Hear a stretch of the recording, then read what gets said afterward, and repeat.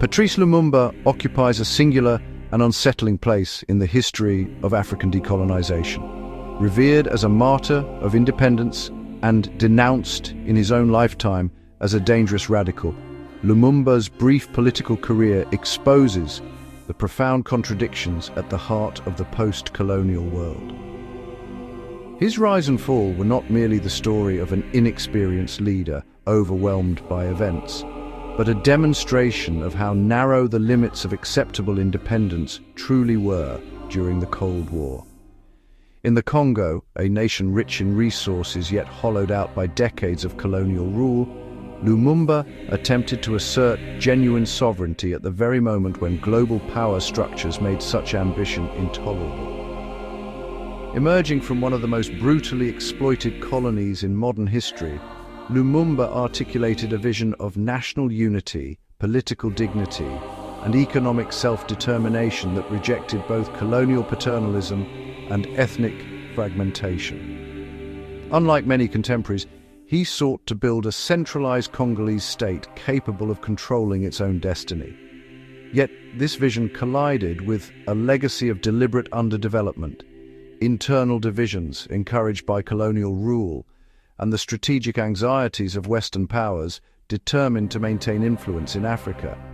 Within months of independence in 1960, the Congolese state began to disintegrate, and Lumumba found himself isolated domestically and condemned internationally.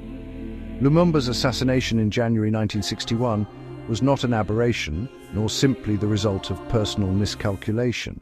It was the culmination of a convergence between Congolese political instability, Belgian economic interests, and Cold War interventionism. His death symbolized the violent enforcement of neocolonial order and marked a turning point in the history of the Congo, paving the way for decades of authoritarian rule under Joseph Désiré Mobutu. More broadly, it revealed how decolonization could coexist with continued external control, so long as political outcomes remained predictable. To understand Patrice Lumumba, one must first understand the colonial state that produced him. The Belgian Congo was not merely a colony, it was an extractive machine designed with almost no consideration for political development or African participation. Under King Leopold II's personal rule from 1885, the Congo became infamous for forced labor, mutilations, and mass death. When the Belgian state formally took control in 1908, conditions improved marginally, but the core logic of exploitation remained intact. Belgium governed the Congo through paternalism and exclusion. Africans were denied meaningful political rights, higher education was deliberately restricted, and the colonial administration discouraged the emergence of a nationalist elite. By the 1940s, the Congo had no indigenous officers, no African university graduates, and virtually no experience of self-government. This was not accidental. Belgian policymakers believed Africans should remain politically dependent indefinitely. Yet World War II disrupted this rigid structure. Congolese soldiers, workers and clerks were mobilized to support the Allied war effort, and with this mobilization came exposure to new ideas: self-determination, democracy, and national dignity. It was within this context that Patrice Lumumba's political consciousness began to form.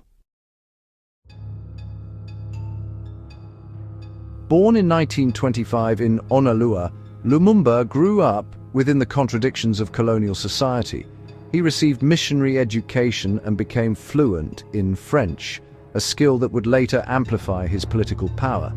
He worked as a clerk, salesman, and journalist, occupations that placed him at the intersection of African society and colonial authority. Lumumba initially believed in reform rather than revolution. In his early writings, he argued that Congolese deserved equality within the Belgian system. However, repeated experiences of racial discrimination eroded this faith. Despite his education and service, he remained legally inferior to Europeans. Promotion ceilings, segregated housing, and racial humiliation made it clear that assimilation was a dead end. By the mid-1950s, Lumumba had undergone a political transformation. He began to frame Congolese suffering not as a failure of colonial administration, but as a structural injustice inherent in imperialism itself.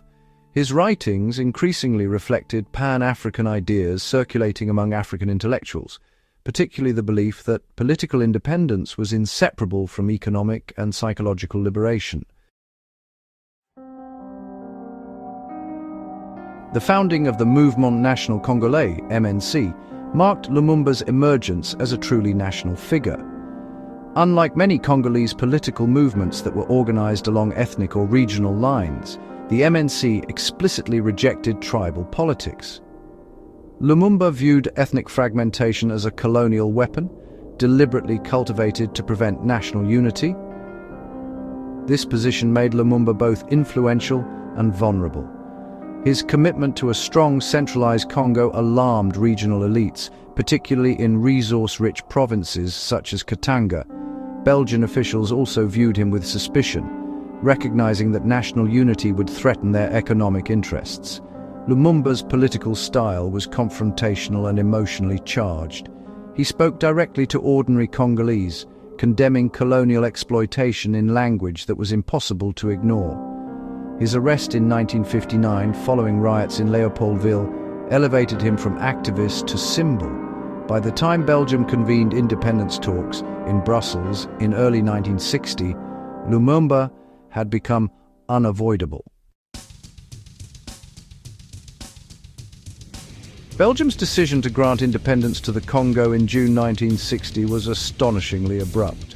Unlike Britain or France, Belgium had made almost no preparations for a transition of power. There was no experienced civil service, no national army leadership, and no consensus among Congolese elites about the future structure of the state. Lumumba's MNC won the largest share of seats in the May 1960 elections, and he became prime minister in a fragile coalition government. Joseph Kasavubu, leader of the Abako party, became president. From the outset, the relationship between the two men was strained. Lumumba favored central authority and rapid reform, while Kasavubu leaned toward federalism and cautious compromise with Belgian interests. The independence ceremony on 30th June 1960 exposed these tensions to the world. Lumumba's unscripted speech, in which he condemned colonial brutality and humiliation, shattered the carefully staged image of a smooth transition. For Congolese audiences, it was a moment of collective catharsis. For Belgium and its allies, it was proof that Lumumba was uncontrollable. Within days of independence, the Congolese army mutinied against its Belgian officers who had remained in command. Belgian troops intervened unilaterally, ostensibly to protect European lives, but in reality to preserve strategic interests. Soon after, Katanga, backed by Belgian mining companies and mercenaries, declared independence under Moise Tshombe. The Congo was disintegrating in real time. Lumumba appealed to the United Nations for military assistance to suppress the secession and expel Belgian forces. While UN troops were deployed, their mandate prioritized neutrality over sovereignty. They refused to help Lumumba restore control over Katanga, effectively freezing the crisis rather than resolving it. This moment was pivotal. Lumumba faced the collapse of his country and the erosion of his authority. When Western governments blocked meaningful UN intervention, he turned to the Soviet Union for logistical and military support. In Cold War terms, this decision was catastrophic. Western intelligence agencies rapidly reframed Lumumba as a communist proxy, despite scant evidence of ideological commitment. What mattered was not what Lumumba believed, but what he represented. A nationalist leader unwilling to subordinate his country's resources and politics to Western interests. The United States, Belgium, and their allies concluded that Lumumba had to be removed. President Kasavubu dismissed him from office in September 1960, triggering a constitutional crisis. Lumumba contested the dismissal, arguing that Kasavubu lacked authority to remove an elected prime minister. Into this chaos stepped Colonel Joseph Désiré Mobutu, who presented himself as a neutral stabilizer. Backed covertly by Western powers, Mobutu suspended parliament and placed Lumumba under house arrest. In reality, this was a coup designed to sideline Congo's most popular political figure. Lumumba escaped house arrest in November 1960, attempting to reach supporters in Stanleyville. He was captured by Mobutu's forces, brutally beaten and imprisoned. In January 1961, he was transferred to Katanga, a decision that all but guaranteed his death.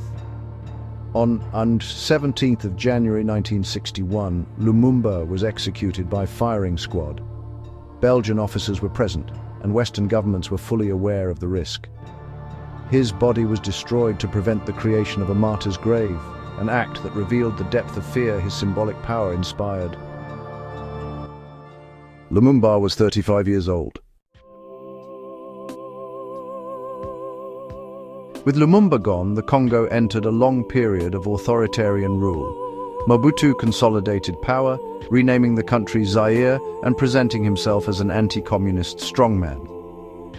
In exchange for Western support, he allowed foreign corporations continued access to Congo's vast mineral wealth. The result was political stability without legitimacy, sovereignty without independence, and development without benefit to the population. Lumumba's vision of a unified, self-determining Congo was replaced by kleptocracy and repression.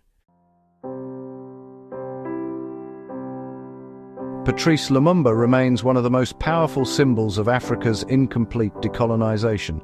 His failures were real. He underestimated institutional weakness, overestimated international goodwill, and governed in a dangerously polarized environment. Yet his assassination cannot be understood as the consequence of incompetence alone. It was the result of a global system that tolerated independence only when it posed no threat to existing power structures.